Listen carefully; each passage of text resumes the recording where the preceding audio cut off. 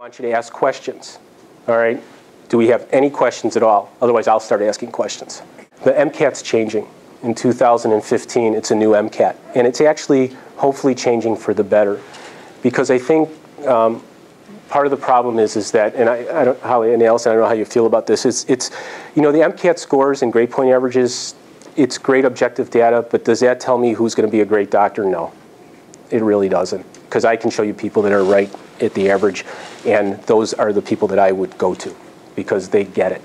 So I think that you know, questions like we look at, it's not a reiteration of your, unless I feel that somebody's sort of embellishing on their application, I usually stick to things like ethical questions, how you would handle certain ethical situations. I ask about how do you perceive yourself as a person, okay? Are you driven or not driven? Things like that. I will ask you, have you ever been in a situation where you had to make an ethical call, turn somebody in, something like that?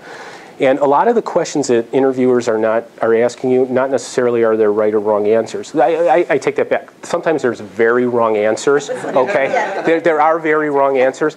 But overall, we're just trying to get a little sense of your character. And I think that what the new MCAT's going to do, because the new section is really, it's about behavioral medicine. And so I think when you get it on, I was going to say on your pamphlet, but you don't do you test on a computer now. I think the new section is actually, it's called the psychology, biology, and something of foundations of behavior. And what it really is going to do, it's going to change the life of the universities, because now they have to change their curriculum a little bit in order to prepare you a little bit better. But those are the kind of questions. We try to find out what kind of person you are, okay? And I think that what's going to happen is they're going to try to standardize all interviews, so that, because when you have different interviewers, I may want to ask different questions than Dr. Rosencrantz or Dr. Jones or Dr. Martin when they're interviewing candidates. And so what they're trying to do is try to standardize those questions so people know what's going on. The only problem with that is then everybody's had time to prepare for those questions, because if you have a good friend who's interviewing, they're going to tell you what those questions are. Most shocking experience you encountered in medical school? The most shocking experience in medical school. I was a third-year medical student, and this really bothered me because it was, I'm going to be honest with you. I was a third-year medical student. It was my first rotation, and a woman was coming in to have a breast biopsy and perhaps a mastectomy at the time for breast cancer. And in the 80s, it was very complicated because out of nowhere, you know, bone marrow transplantation became the therapy for breast cancer. And when they look back on it statistically, everybody started scratching their heads and said, how did we do this? You know, we don't know.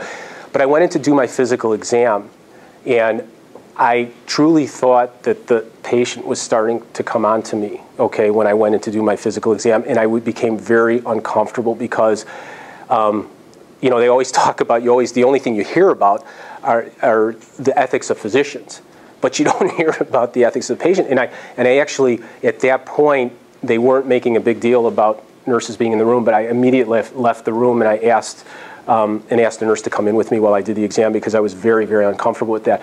That was probably one of the most shocking things that happened to me. You know, the trauma events, the people dying, and I think you sort of, it becomes part of your career, and you know what it is, so it's sort of expected. This, truthfully, was one of the most unexpected things that had ever happened to me, and I became embarrassed. And I don't easily become embarrassed, but I was embarrassed. I felt like, for the first time in my life, I didn't know how to deal with the situation. But at that point, I went out and did it. And I think ethics is so important in medicine, and because there are some unethical people out there. And I think I think that we have to work towards keeping it a very ethical profession. But that was one of the most mind-boggling experiences for me. It was really tough. It was a really tough experience. The other stuff sort of came with the program. I've had funny things happen in the operating room. I've had residents who ignore listening to you about certain things that are going to happen, and then when they happen, they sort of look at you with the deer in headlights going, oh, I guess you told me that. You know, those kind of things, those kind of experiences where I guess one of the funny it wasn't funny. We had a cocaine addict was coming in for eye trauma, and it was very common for cocaine addicts to get eye trauma, and what the association was, other than the drugs, was I'm not sure. But I had told the resident, you have to be, and it was a second-year anesthesia resident, and this is when I was at the U of I in Chicago, and I said, you have to be very careful, because when the patient wakes up, they're going to want to jump off the table, okay? And he thought that I wasn't being literal, and I was being literal, because they wake up very agitated from their disease. And so, sure enough, I get called to the room stat, the patient was on the floor, okay? And the resident said to me, I didn't think you were being literal about the patient jumping off the table. So that was one of the funner things. Unfortunately, the patient was fine. There were no issues. But things like that happen, you know, throughout your career. There are a lot of sad things, especially when you're in the pediatric realm or the pediatric intensive care realm. There were a lot of sad moments. Patients who you thought weren't going to die died. Patients who you knew were going to die. It was still tough. And then there were patients you used to have to talk to the parents about taking them off life support. Because as we go on with medicine, we're going to have to worry about allocation of resources. And we have to be more aggressive as a society with that. And not that I'm one to ever give up hope, I'm not, but at the same time, there's a reason we keep statistics in medicine. There's a reason that we follow the literature. There's a reason that people do these studies. But so we've had to make these decisions, and those are hard decisions to make. Those are really hard decisions. What would you like to see change in terms of healthcare in this country in the upcoming future? I would probably give away my political alliances if I did. No. Anybody else? Oh, you're doing such a... I'm riveted listening to you. I'm actually listening to it. I guess, you know, the way I see Obamacare, you know, it's everybody has access, but there's not enough buses. It's like everybody has a bus ticket, there's not enough buses. So I think probably, in terms of medicine, in terms of primary care, so no one wants to be a primary care doctor anymore. They're not going to be in my soapbox. I interview residents for, I say, what do you want to do? Talk about, what's the questions we ask? Those good questions. I say, what do you see yourself in 5 years? No one wants to be a primary care doctor. No one. I interviewed over 200 people. Maybe 2 said it. So I'd like to make primary care more attractive. I think we're going to need physician extenders. And I think what's going to happen in internal medicine is that internal medicine doctors will be inpatient hospitalists, and then we'll have physician extenders, and we'll have people trained. You know, you're talking about nurse practitioners and physician assistants who will kind of be in the front lines. But we have to increase access. But the most important thing is prevention. I mean, our diets and our as a whole. I think that's the goal. I actually, the prevention thing is key, and I have to tell you again, and I know I've said this a couple times, but I was so absolutely impressed with the insight that so many of you had relative to that. I mean, the question was, do you believe that healthcare is a privilege or a right? And it was interesting because I had both sides of the coin, but it was so interesting on the people who chose that it should be a right also said that patients have to be accountable for their care, and I was very impressed with that insight. Unless you have a relative who's a doctor, you did your homework. I mean, people literally quoted the Declaration of Independence. They quoted John Locke. I was very impressed because I didn't know that John Locke said some of the things that were being quoted, but I was very impressed, and I think that access is actually, it's a key. I mean, I truly believe in access for everybody. I mean, that's very important to me. Greg, where do you see the future of dentistry? Because I know my dentist who takes care of me, he's worried about the future relative to what's going on. It's out there yet. Right now, what we see is, as a private practitioner, insurance helps provide service for patients because the insurance pays for it. If you have a great plan, the patient is more likely to accept treatment. If it's all out of pocket, if they have the money, that's fine. If it's not if they don't have the funds, they may choose a different treatment option. When you have insurance companies, I'm going to use, say, like Aspen Dental and some of these big clinics where it's just a different environment. I mean, I'm biased. A lot of these are managed by a corporation. The idea is to get the patient in, get as much dental work as you can out of these people. Many times, in my opinion, it's tough to document, but it has been documented that a lot of these clinics will over-treat the plan and they'll overcharge just because it's the bottom line. And so is that honesty?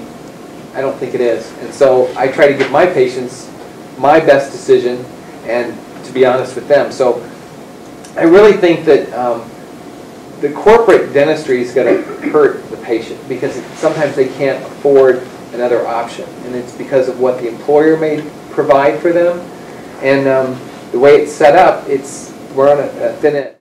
I'm going to give you some advice, and I think you guys get an advantage just because I'm an alum. So I'm going to give you a little bit of an advantage. I think that when you interview, most of the admissions committees can see people that are padding their CVs and resumes. Okay, I can look and see that a lot. Okay, to me, it's much more impressive that if you are with one organization and you work with that organization and you've committed your life to that organization. To me, that's a major commitment. When I see 6, 7 pages on the MCAS application of people who spend 3 months doing this and 3 months doing that and 3 months doing this, a lot of it is just activity hopping, and we realize that. And so don't think you're pulling over or anything on anybody. You're not. Get involved in something and be committed to it. That's very important.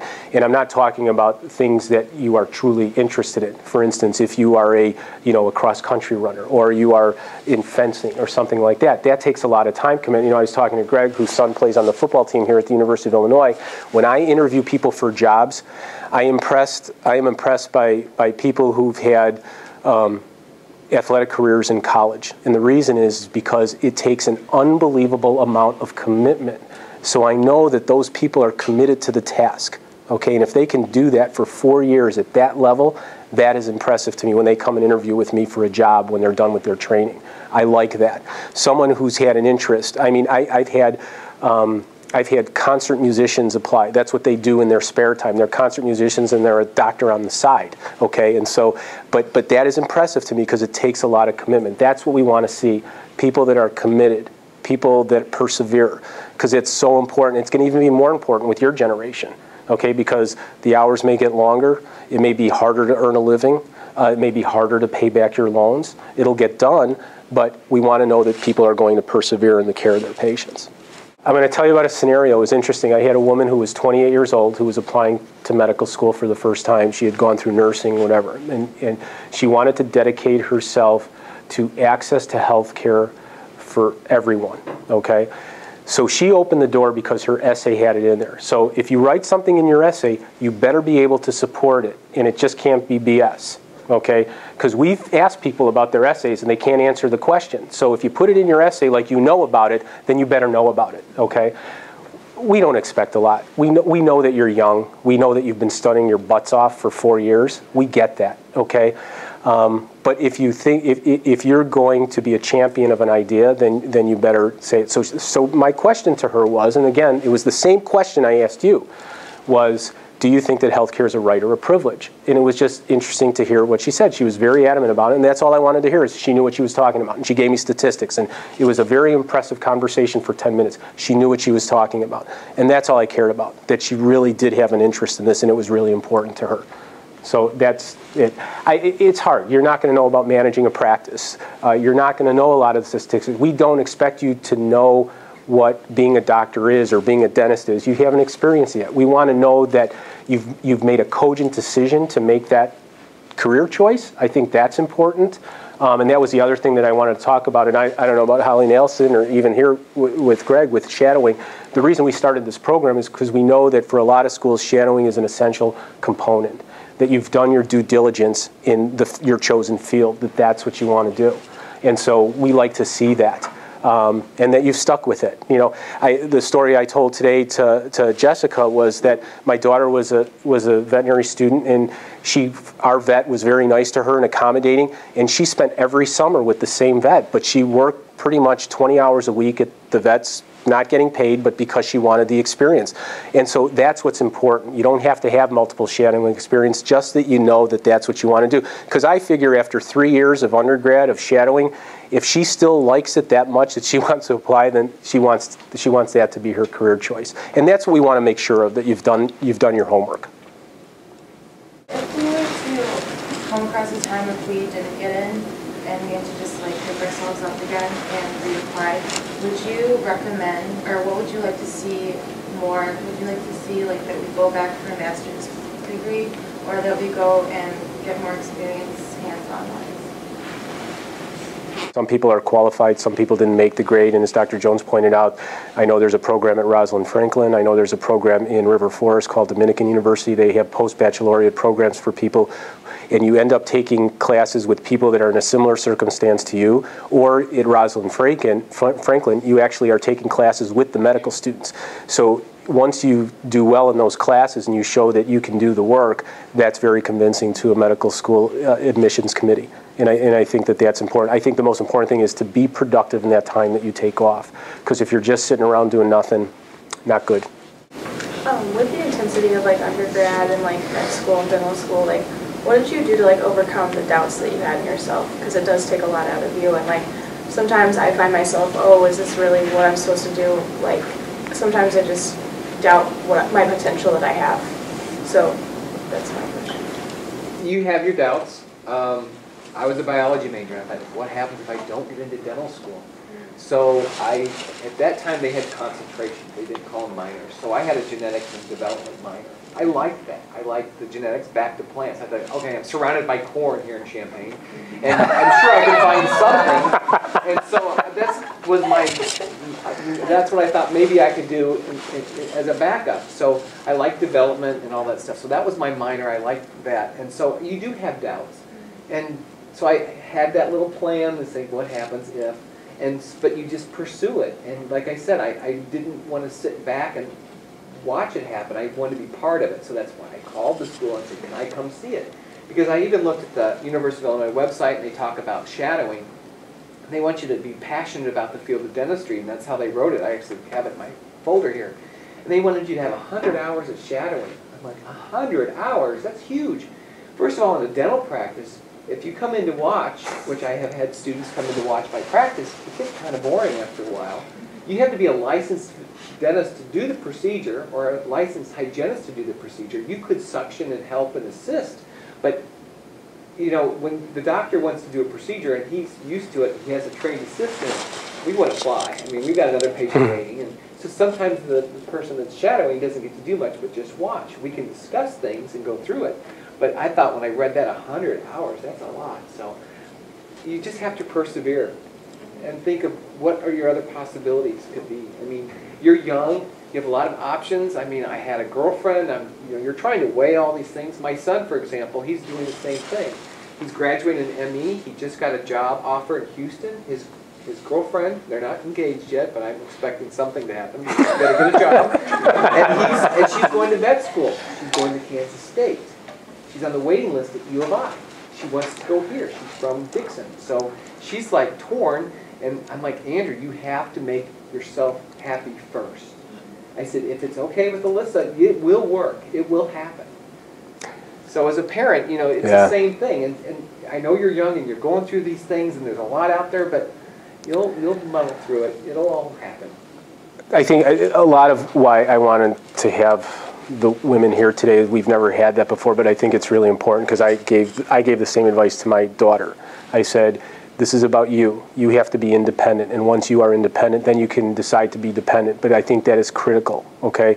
And the people that tell you they don't have those doubts at any time during their education are probably lying, okay? Because we all go through it. You hit a wall, and you get tired, and you need that support. And again, as Dr. Jones pointed out, that's when family and your closest friends really are important pillars for you. I was just going to say, though, the reality is I think always having a reasonable plan B, and then sometimes things evolve, and the perspective of being old and gray is that stuff happens, and you know, the journey's on to get into medical school. You know, I remember,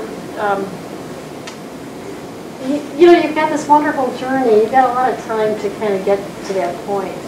I just think having plan Bs that make you feel good about yourself, you know, well, if this doesn't work out this year, I'm going to do this and this, and then, so I have high regard for those plans. But plan Bs are also awesome. So my roommate in college was a pre-med. We were both, we were both wanting to go to medical school, and she's a state's attorney now, big-time state's attorney now. She just.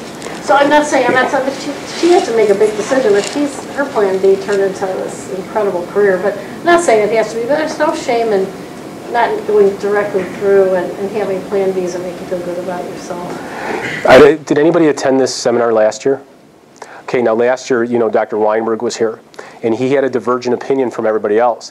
For everybody else who was up there, medicine was their passion. For him, it wasn't. He felt that medicine should be sort of an occupation, and that's it. Their passion should be outside of medicine. I told him right there, I didn't agree with him, but that's just it. But people have varying opinions. The things that they really love and enjoy, they keep for outside of medicine, and medicine's a job to them, but they love it enough to do it every day. So I think that's important too. Now, the big question always is, and I'll ask all of you, if you had to do it again, would you do it again? I don't know. I am so torn by anxiety. I don't like therapy now. I don't know. I know I envy you. When you were, the two of you, talking about how much you loved your practice, and you said this is what you loved as much, a pang came to me. I think I love where I am now. I don't think I could have gotten to where I am now without doing it. Looking back, when I think about the number of days of my anxiety level in terms of taking care of patients, because when you're in primary care, you're jack of all trades and an expert at none, and some things I think I might have missed over the years because of time and everything. Sometimes I look at people on the street, and that's why I want to have a plan, because sometimes I'm jealous. I see people walking up Follets, or I'm like, you're not worried about somebody's potassium. They won't be walking there very often. It's closing. People, I think, like every time I go to the clinic, there's always something on my mind. Oh, that person, did we do that right? And there was that chest pain, blah, blah, blah. And I see people walking around like, no one's, the one thing in medicine, you always, I don't know about, for me anyway, I've always been worried about something. And so I sometimes wonder what life would have been like without that level of anxiety. So you can say, oh, next year you'll say, oh, remember that one doctor who didn't, really bad. No, you're already on the docket for next year. You're all on the docket for next year. It was great. I think that life journey, I think part of it for me is, probably yes, because I think my self-esteem is high, and I wouldn't have probably met my husband. I wouldn't have had these, all the things that have come from this path I've taken have been so good. But my plan B, when I got into medical school, I had my GRE application on my desk. I was about to go mail it from, because I had this plan B. So, and when I think about what I would have done with food science, which to me is, of course, the grass is always greener, so fascinating. I probably would have been some, So, yes, the answer is yes, but with a little hesitation, because it's been a bit bumpy, and psychologically, a lot of anxiety that I haven't. I wonder what my life would be like. I'm 35 years old. I look like I'm 56. You're only 3 years older than me. I live with anxiety, and I don't. It's partly because of what we do. It's noble, but it's scary. The patients are much sicker. They come in, and when See, to me, that in itself is a telling sign, because it's somebody who cares. And that's what we're looking for, people who care. And that's important, because if you don't have, I have a certain level of anxiety every time I walk into the operating room, because even though I know things are pretty safe, I know that at any time something can go wrong.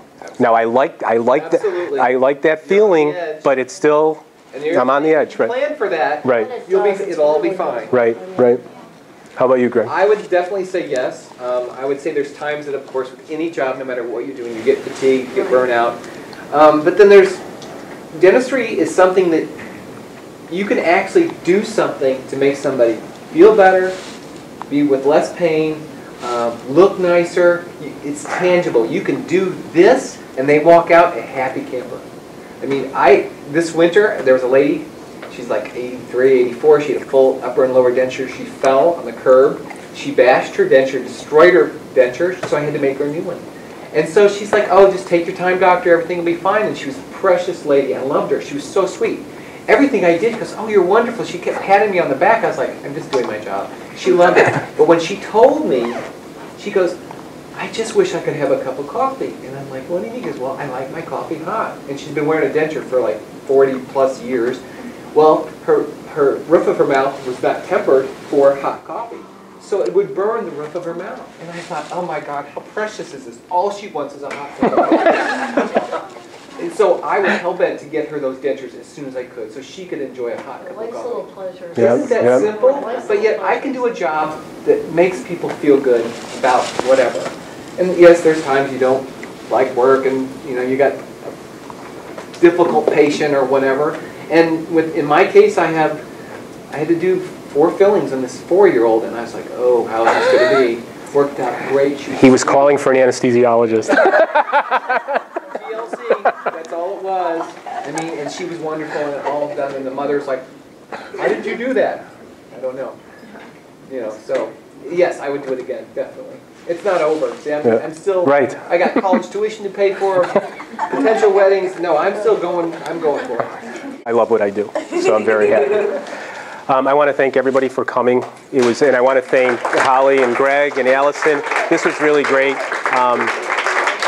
As Tina and Jennifer over the next several days will have you come in to select your mentors in your various chosen fields, and we've ranked people based on their essays and submissions and things like that. So, and then once we've run through the initial list, then other people will be asked to come in to pick mentors as well, just like we did last year. So again, we're going to be able to mentor more people students than we've ever been able to do since we started the program in 2010, and hopefully at some point when people become physicians and dentists and pharmacists, that you will come back to the university and mentor students who are sitting in those chairs. So thank you very much. Match day number 2. Thank you.